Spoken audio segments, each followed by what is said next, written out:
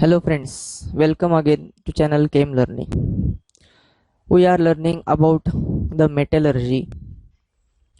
In the last episode, we learned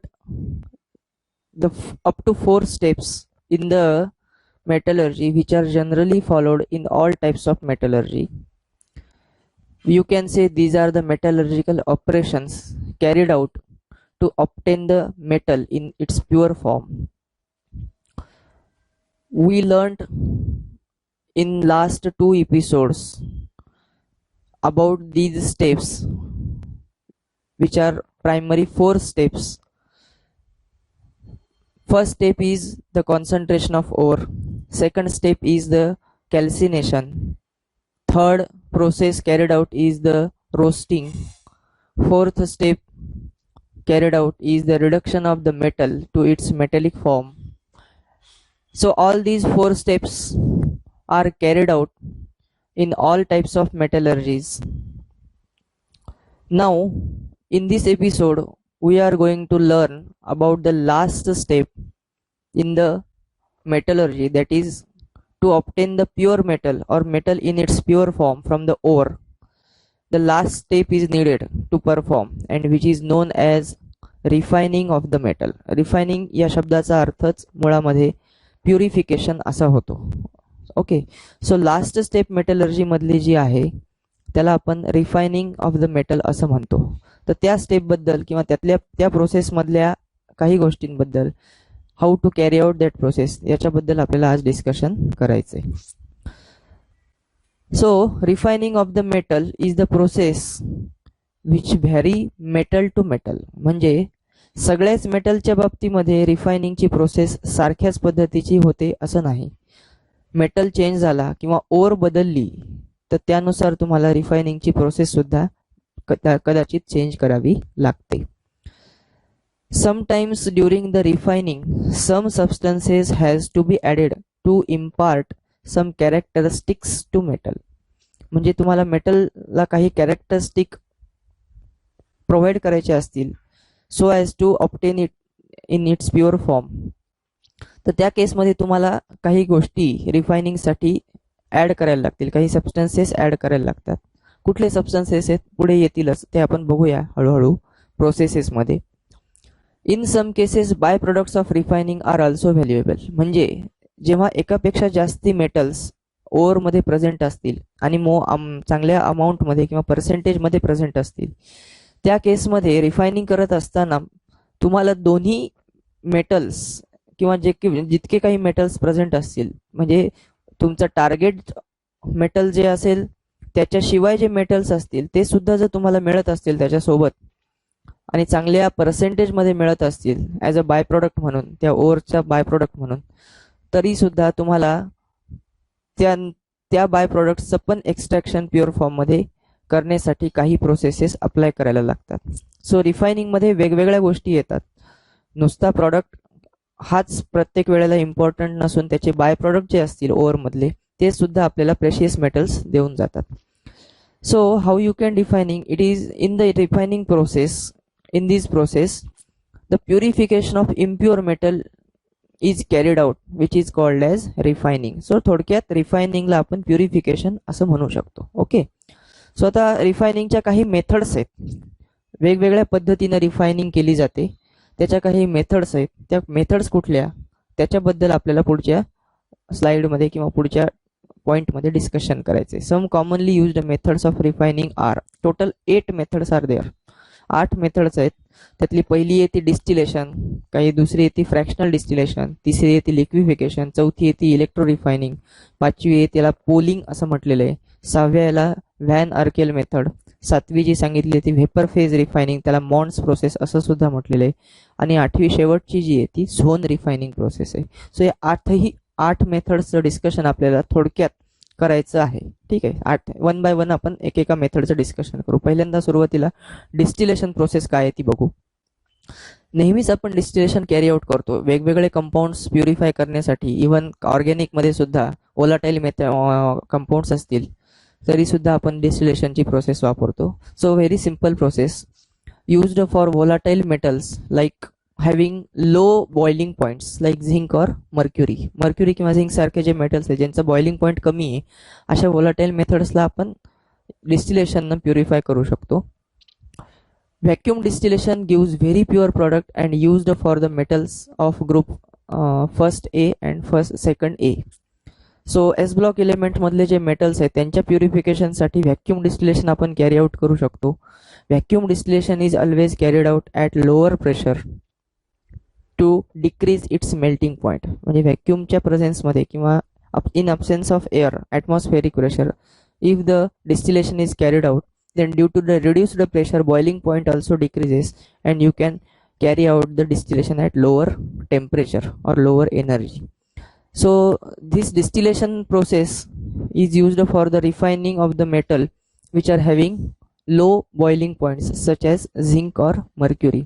so नेहमीच्या पद्धतीने आपण डिस्टिलेशन फ्लास्क घेतो, त्याच्यामध्ये मेटल इम्प्युअर मेटल जो असेल जो आपल्याला रिडक्शनमधनं मिळालेला असेल, लास्ट स्टेप आपण जी बघितली रिडक्शनची, त्यातनं जो आपल्याला मिळालेला मेटल असेल तो आपण मेटल डिस्टिलेशन फ्लास्कमध्ये टाकणार, त्याला डिस्टिलेशन युनिट जोडणार आणि त्याच्यानंतर त्याला टेम्परेचर देणार. सो व्होलाटाईल टेम्परेचर किंवा बॉइलिंग पॉईंटला टेम्परेचर रीच झालं की ऑटोमॅटिकली तो काय होईल, डिस्टिल आउट होऊन जाईल मेटल.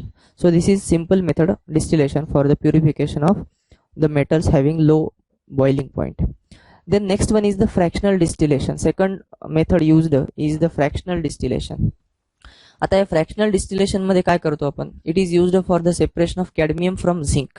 जनरली ज्या ओव्हर सोबत काही एक मेटल अटॅच असतं, जसं की झिंकच्या ओव्हर सोबत कॅडमियम ॲज अ इम्प्युरिटी म्हणून येतोच. मग या केसमध्ये तुम्हाला कॅडमियम आणि झिंक दोन्ही कॅरीड आउट करता येतात, काढून घेऊ शकतो आपण, यांचं रिफायनिंग करू शकतो. पण प्रॉब्लेम असा असतो काही वेळेला की काही मेटल्सचा बॉइलिंग पॉइंट कम्पॅरेबल असतो, म्हणजे फार दुरून असतो. मग अशा केसेसमध्ये जर फारसा डिफरन्स नसेल मेल्टिंग पॉइंटमध्ये, त्यावेळेला फ्रॅक्शनल डिस्टिलेशन ही पद्धत वापरली जाते. सिंपल डिस्टिलेशन केव्हा करतो आपण, ज्या वेळेला मेल्टिंग पॉइंटमध्ये बऱ्यापैकी डिफरन्स असेल त्यावेळेस आपण सिंपल डिस्टिलेशन कॅरी आउट करू शकतो. पण जर मेल्टिंग पॉइंटमध्ये जास्त डिफरन्स नसेल त्यावेळेला आपल्याला फ्रॅक्शनल डिस्टिलेशन मात्र कॅरी आउट करायला लागतं. So it is used for the cadmium and zinc metal mixture. Impure zinc is mixed with powdered coke and heated. म्हणजे पावडर्ड कोक सोबत त्याला ते जे मिक्सचर आहे कॅडमियम झिंकचं त्याला मिक्स करतो आपण आणि हिट करतो. First portion of distillate contains cadmium. Boiling point कमी असेल कॅडमियमचा सो तो आधी येईल आणि त्यामुळं पहिला जो पोर्शन मिळेल तुम्हाला डिस्टिलेट मिळेल त्याच्यामध्ये काय असणार, प्रेझेंट कॅडमियम प्रेझेंट असेल.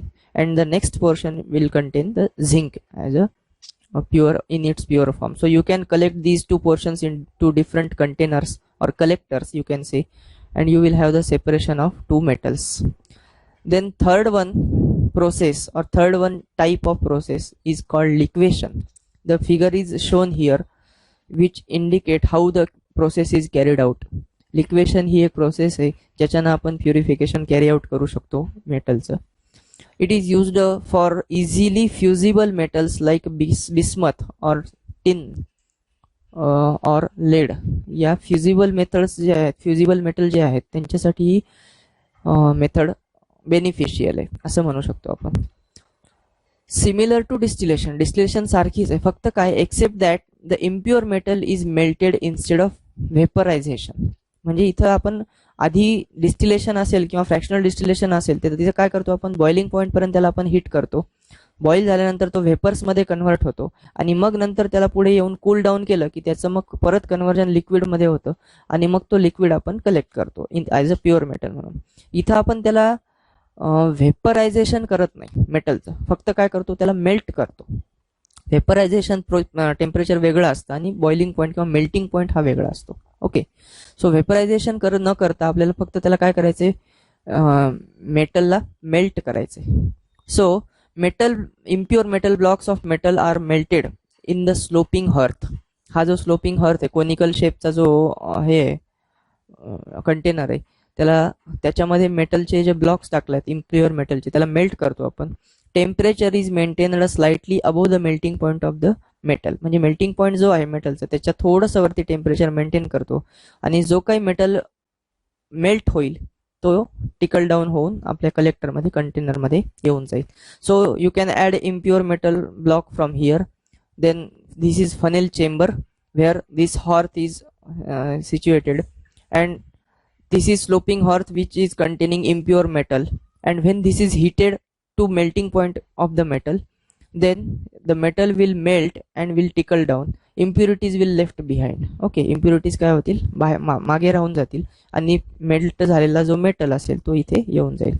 आता या डिस्टिलेशनची मेथड असेल किंवा लिक्वेशनची जी मेथड आहे, आपण 2-3 मेथड्स आतापर्यंत डिस्कस केल्या. याच्यामध्ये मेल्टिंग पॉईंट जर इक्विव्हॅलंट असतील मेटलचे इम्प्युरिटीज सोबत, तर त्याच्यामध्ये थोड्याफार प्रमाणात इम्प्युरिटीज येणार, पण बराचसा मेटल हा प्युअर फॉर्म मध्ये आपल्याला मिळतो. So pure metal flows down leaving behind the impurities. So this is another one third method called as liquation of the metal. The next one is the electro refining. This is generally used in the electrometallurgy. आपण ज्या 3 types पहिल्या बघितल्या होत्या ना सुरुवातीला, की electrometallurgy, pyrometallurgy आणि हायड्रोमेटलर्जी, त्यातली इलेक्ट्रोमेटलर्जी मध्ये ही प्रोसेस जनरली वापरली जाते. पण असं काही कंपल्शन नाहीये की ती इलेक्ट्रोमेटलर्जी मध्येच वापरली जावी. म्हणजे पायरोमेटलर्जी मध्ये सुद्धा किंवा हायड्रोमेटलर्जी मध्ये सुद्धा आपण जेव्हा बाकीच्या प्रोसेसेस कॅरी आउट करत येतो, कॅल्सिनेशन, रोस्टिंग वगैरे वगैरे, त्याच्यानंतर जर तुम्हाला काही मेटल्स प्युरिफाय करायचे असतील तर त्यांना तुम्ही ही मेथड वापरू शकता. So it is dependent upon which type of metal you want to purify. So it is based on the electrolysis principle. इलेक्ट्रोलायसिसचे जे प्रिन्सिपल्स आहेत त्याच्यावरती बेस्ड ही मेथड आहे, electro refining method. It is used for the metals like copper, aurum, silver, tin, nickel, chromium, zinc, ETC. म्हणजे ह्यासारख्या हे जे जनरली ट्रान्झिशन मेटल्स आहेत त्यांच्यासाठी ही मेथड जास्त बेनिफिशियल आहे. ॲनोडला the block of impure metal, ॲनोडला वापरतो आपण. म्हणजे जी काय आपल्याला इम्प्युअर मेटलचे जे ब्लॉक्स असतील, जे आपल्याला आफ्टर रिडक्शन प्रोसेस पर्यंत जे मिळतील, ते जे ब्लॉक्स असतील, सॉलिड ब्लॉक्स, ते ॲज अ ॲनोड म्हणून आपण इथं वापरतो. आणि कॅथोडला आपण प्युअर मेटल, जो मेटल आपल्याला एक्स्ट्रॅक्ट करायचे त्याची thin plate as a cathode म्हणून वापरतो. सो इलेक्ट्रोलायटिक सोल्युशन, सुटेबल जे इलेक्ट्रोलायटिक सोल्युशन असेल ते इलेक्ट्रोलायटिक सोल्युशन इथं जनरली वापरलं जातं. जो मेटल तुम्हाला एक्स्ट्रॅक्ट करायचा आहे त्याचाच इलेक्ट्रोलाइट जनरली इथं ॲज अ सोल्युशन फॉर्ममध्ये वापरलं जातो, ॲज अ इलेक्ट्रोलाइट म्हणून. Solution of the some salt of the metal is used.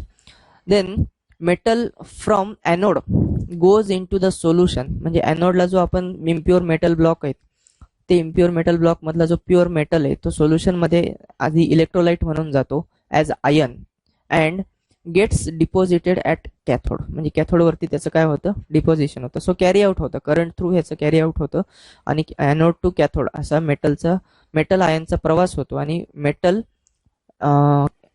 कॅथोडवरती काय होतो, हळूहळू डिपॉझिट व्हायला सुरू होतो. Insoluble impurities settle down below the anode. ॲनोडलाच इम्प्युरिटीज जशाला तशा राहतात.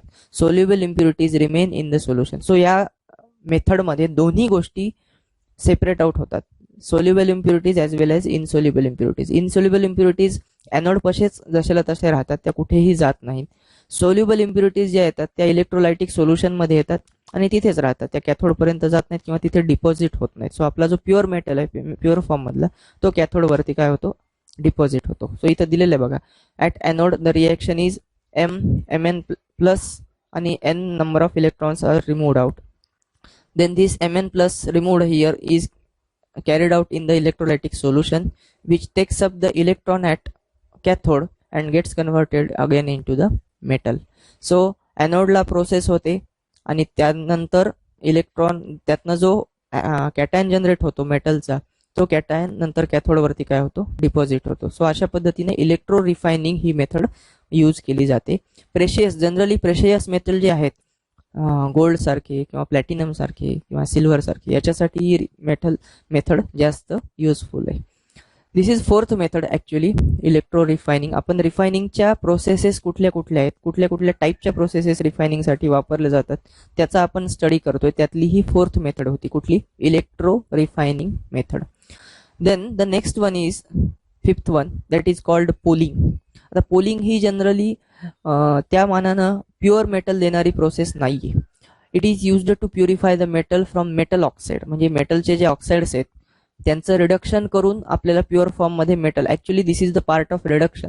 Okay, it is not the part of refining, actually it is the part of reduction, but still you are getting the metal in its much pure form after the reduction, so this is added into the refining process.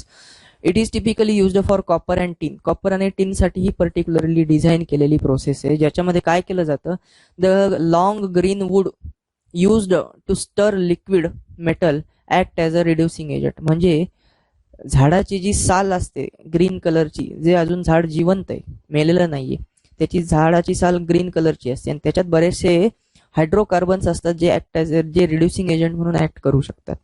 So these hydrocarbons actually act as a reducing agent present in the long green wood and they reduces the metal oxide to its metallic form. म्हणजे copper oxide आहे किंवा tin oxide आहे, तो त्याच्या metallic form मध्ये reduction करण्यासाठी हे generally वापरले जातात. So this is an method, but या मेथडमध्ये काही इनसोल्युबल इम्प्युरिटीज मिक्स होण्याची शक्यता असते. ओके, सो थोडक्यात काय, मेटल ऑक्साईडचे रिडक्शन करून मेटल मिळवणे अशा पद्धतीची ही प्रोसेस आहे. आणि तिथं ग्रीन वूड मधले म्हणजे जे अजून झाड जिवंत आहे त्याच्यातले जे हायड्रोकार्बन्स आहेत ते ॲज अ रिड्युसिंग एजंट म्हणून वापरलेले असतात. त्याच्या पुढची मेथड जी सांगितलेली आहे 6वी, त्याला आपण व्हॅन आर्केल मेथड असं म्हणतो.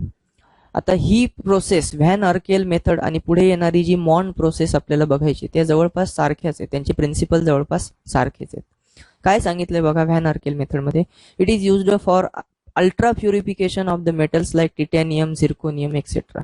म्हणजे जे लायटर मेटल्स आहेत त्यांच्या अल्ट्रा प्युरिफिकेशनसाठी, लायटर मेटल्स म्हणजे डी ब्लॉक मध्ये किंवा एस ब्लॉक मध्ये येणारे जे लायटर मेटल्स आहेत ते लायटर मेटलच्या प्युरिफिकेशनसाठी, अल्ट्रा प्युरिफिकेशनसाठी, व्हेरी प्युअर मेटल मिळवण्यासाठी ही मेथड वापरली जाते.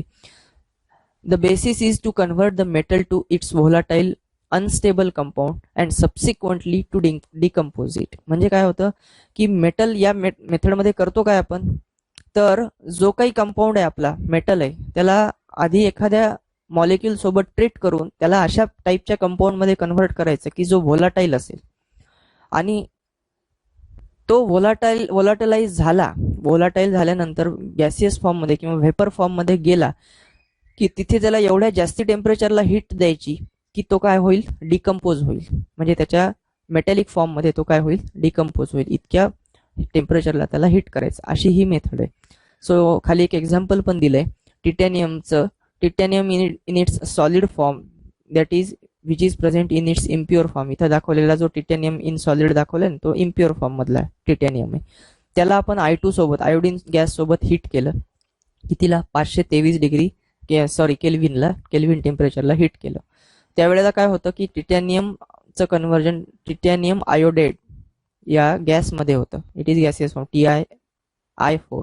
Okay, and then this TiI4 when heated to very elevated temperature that is 1700 Kelvin, then there is subsequent decomposition of this TiI4 to solid titanium metal which is present in pure form and I2 gas is liberated. So इथं जो by product आहे I2 तो gaseous form मधला आहे आणि तो liberate होतो, त्यामुळे तो परत बाहेर निघून गेला की परत मिक्स होण्याचे चान्सेस नाही. सो इथं जो प्युअर मेटल मिळतो तो अल्ट्रा प्युअर मिळतो किंवा हायली प्युअर फॉर्म मध्ये मिळतो. ठीक आहे, so this is ultra purification method और you can say it is van Arkel method. The next one method that is called as Mons process is a vapor phase refining where you convert the metal to its vapor phase by reacting with any compound like carbonyls. बघा इथं या method मध्ये काय केलं जातं, used to purify the impure metals. This is basis to convert based on the method that is to convert the impure metal to volatile compound and subsequently decompose it to pure metal. So मागची जशी method आहे आर्केल method तशीच आहे, फक्त इथं बदल एवढाच आहे की सुरुवातीला तुम्हाला त्याला जास्ती टेम्परेचर द्यायला लागत नाही. म्हणजे तुम्ही त्याचे जनरल कंपाऊंड जे तो इझिली फॉर्म करतो त्याच्यामध्ये त्याला कन्व्हर्ट करतो. जसं की इथं दिलेलं आहे nickel is converted into its coordination compound called as nickel carbonyl, nickel tetracarbonyl. So simple reaction आहे ही, जनरल रिएक्शन आहे ही, याला काही फारशी हीट द्यायला लागत नाही. So it converted gets converted into the its coordination compound form which is present in gaseous form. NiCO taken 4 times हा जो coordination compound आहे तो gaseous form मध्ये present असतो. And when this NiCO taken 4 times metal complex is heated to 450 to 470 Kelvin, 450 ते 470 kelvin टेम्परेचरला जेव्हा त्याला आपण हिट करतो तेव्हा परत हा डिकम्पोज होतो. बाकीच्या ज्या इम्प्युरिटीज निकेल सोबत असोसिएट असतील त्या काही त्या कार्बोनिल सोबत रिएक्ट होऊन कोऑर्डिनेशन कॉम्प्लेक्स तयार करणार नाही. म्हणजे नंतर जेव्हा व्हेपरायझेशन करू आपण किंवा व्होलाटाईल फॉर्म मध्ये जो येईल तो फक्त हा निकेलच येईल इथे. ओके. आणि मग बाकी व्होलाटाईल फॉर्म मध्ये जो निकेल आलेला आहे त्याला हिट केला आपण की तो nickel as a pure form मध्ये प्रेसिपिटेट होईल. प्रेसिपिटेट म्हणल्यापेक्षा टिकल डाऊन होईल, लिक्विफिकेशन होईल त्याचं. आणि कार्बोनिल तो गॅस फॉर्म मध्येच असतो, तो निघून जाईल. CO कार्बोनिल जो आहे तो गॅसियस फॉर्म मधला लिबरेट होऊन जाईल. सो सिंपल मेथड आहे. जवळपास सारख्याच मेथड्स आहेत. कुठल्या? व्हॅन आर्केल मेथड आणि मॉन्स प्रोसेस. आणि त्याच्यातली या प्रोसेसेस मधली शेवटची जी टाईप आहे रिफायनिंगची त्याला झोन रिफायनिंग असं म्हटलं जातं. बघा, ही पण एक इंटरेस्टिंग मेथड आहे. आणि ह्या रिफायनिंग मेथडमध्ये हायली प्युअर मेटल मिळतो.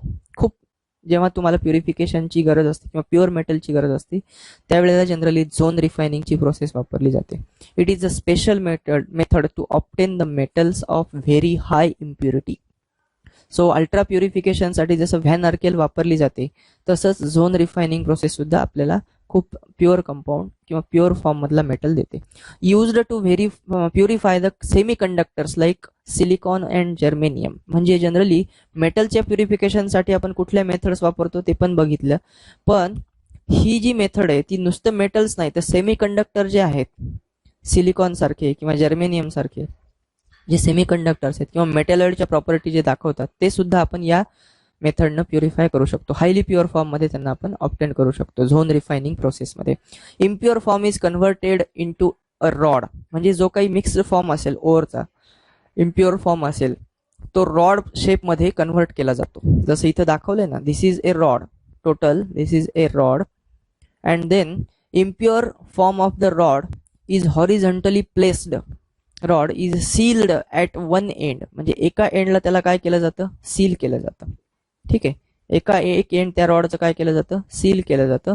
Sealed at one end with inert gas. Inert गॅसनं त्याला सील केलं जातं. अँड देन पुढे काय केलं जातं? Rod is heated by circular heater fitted around it which slowly moves along the rod. म्हणजे हा जो फिटर आहे इथं दाखवलेला बघा, हा एक ब्लॉक आणि हा वरचा ब्लॉक, हा हीटर आहे. आणि तो हीटर त्याच्या या रॉडच्या अलॉंग काय केला जातो? मूव्ह केला जातो. सो हळूहळू मूव्ह केल्यानंतर एका साईडनं आपण हिटिंग करत जातोय, हळूहळू मूव्ह करतोय. जसजसा तो हीटर मूव्ह होईल तो ज्या पोर्शन मधनं मूव्ह होतोय तिथला पोर्शन काय होईल? मेल्ट व्हायला सुरू होईल. बरोबर. So at heated zone rod melts and the heater passes on the molten part crystallizes. म्हणजे जसं जसं तो हीटर पुढे पुढे सरकत जाईल मेल्ट झालेला जो पार्ट आहे तो काय होत जाईल? क्रिस्टलाइज होत जाईल. The impurity moves to the next molten part. म्हणजे क्रिस्टलाइज होताना उरलेल्या ज्या त्यातल्या इम्प्युरिटीज आहेत त्या मोल्टन पार्ट मध्ये मूव्ह होतील. थोडक्यात काय, तर इम्प्युरिटीज हळूहळू पुढे मूव्ह होत जातील आणि मागे जो क्रिस्टलाइज होणारा पार्ट आहे, थंड झाल्यानंतर क्रिस्टलाइज होणारा पार्ट आहे तो कसा असेल? प्युअर फॉर्म मधला असेल. Finally impurities collected at one and which is discarded. आपण एक एंड जो इनर्ट गॅसेसच्या कंपाऊंड्सनी सील केलेला आहे तिथे सगळ्या इम्प्युरिटीज जमा होतील आणि नंतर तो पार्ट तोडून टाकून कट करून त्यातनं काढून टाकू शकतो आपण, सेपरेट आउट करू शकतो, ज्याच्यामध्ये इम्प्युरिटीज सेपरेट आउट होऊन जातील. The heater may have to be moved from one end to other end more than once. म्हणजे ही प्रोसेस कदाचित परत परत सुद्धा करावी लागण्याची शक्यता आहे. So along the rod this heater is moved. जसं जसं तुम्हाला हा मेटल मेल्ट होत जाईल त्यातल्या इम्प्युरिटीज मेल्ट होत जातील तसतसं हा जो लिक्विड पोर्शन आहे जसा जसा हा हीटर पुढे मूव्ह होत जाईल तसतसा हा लिक्विड पोर्शन सुद्धा पुढे पुढे मूव्ह होत जाईल आणि मागे काय होईल, जो हीट झालेला पार्ट होता, मेल्ट झालेला पार्ट होता तो क्रिस्टलाइन फॉर्म मध्ये यायला सुरुवात होईल. आणि हा जसा क्रिस्टलाइन फॉर्म मध्ये यायला सुरुवात होईल त्यातल्या इम्प्युरिटीज या मोल्टन पार्ट मध्ये पुढे पुढे मूव्ह होतील. सो ऍट द एंड काय होईल, इथं जो सील केलेला पार्ट होता ना इनर्ट गॅसनं, त्या सील केलेल्या पार्ट पर्यंत इम्प्युरिटीज कॅरी आउट होत जातील आणि बाकीचा प्युअर फॉर्म मधला क्रिस्टलाइन मेटल इथे काय होत जाईल, क्रिस्टलाइज होत जाईल. सो अल्टिमेटली तुम्ही इथला जो शेवटचा पोर्शन आहे तो कट डाऊन करून टाकू शकता, ज्यात इम्प्युरिटीज निघून जातील आणि बाकीचा जो पोर्शन असेल रॉडचा त्याच्यामध्ये काय असेल शिल्लक, फक्त प्युअर फॉर्म मधला मेटल असेल. So this is another one method called as zone refining method, which is used to get highly pure metals or in their very pure form. Okay, so आज आपण या एपिसोड मध्ये 8 methods discuss केल्या refining प्रोसेसच्या. Okay, so या सगळ्या methods वेगवेगळ्या प्युरिफिकेशनच्या वेगवेगळ्या मेटल्स साठी लागू पडतात. सगळ्याच मेटल्स साठी सगळ्याच मेथड लागू पडत नाहीत. मेटल टू मेटल तुम्हाला प्रोसेस प्युरिफिकेशनची किंवा रिफायनिंगची चेंज करावी लागते. हे आपण पहिल्याच स्लाइड वरती डिस्कस केलेलं आहे. सो आज इथेच थांबूया. या सगळ्या मेथड्स व्यवस्थित अभ्यास करा. या सगळ्या मेथड्स तुम्हाला समजल्या तर या व्हिडिओला लाईक करा आणि केम लर्निंग चॅनलला सबस्क्राईब करा. धन्यवाद.